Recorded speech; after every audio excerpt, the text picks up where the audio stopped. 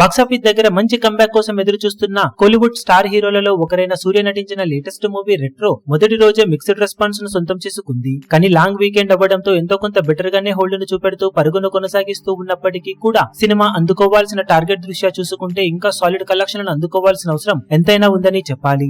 ఇక సినిమా మూడవ రోజు డీసెంట్ గ్రోత్ ను చూపించిన తర్వాత నాలుగవ రోజు సండే అడ్వాంటేజ్ ఉండటంతో ఉన్నంతలో తమిళనాడులో మరోసారి పర్వాలేదనిపించే విధమైన ట్రెండ్ ను చూపెడుతూ ఉండగా ఓవర్సీస్ లో కూడా స్లైట్ గ్రోత్ అయితే ఉంది. తెలుగు రాష్ట్రాల్లో ఆల్మోస్ట్ డే 3 కి సిమిలర్ గా ట్రెండ్ ను చూపెడుతూ ఉన్న ఈ సినిమా ఓవరాల్ గా ఆఫ్లైన్ టికెట్ సేల్స్ లెక్కలు బాగుంటే 50 లక్షల రేంజ్ నుండి 55 లక్షల వరకు షేర్ అందుకునే అవకాశం ఉంది.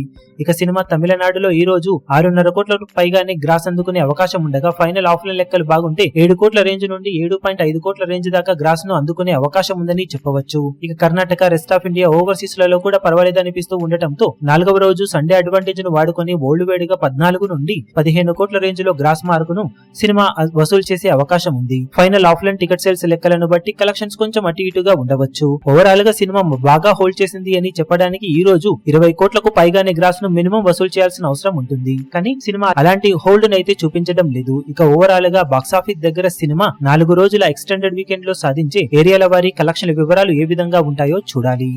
ఈ వీడియో మీకు నచ్చినట్లయితే లైక్ చేయండి, షేర్ చేయండి, ఛానల్ ను సబ్స్క్రైబ్ చేయడం మాత్రం మరవకండి. ఏ చిన్న అప్డేట్ ను మిస్ అవ్వకూడదు అనుకుంటే బెల్ ఐకాన్ ను ప్రెస్ చేయండి.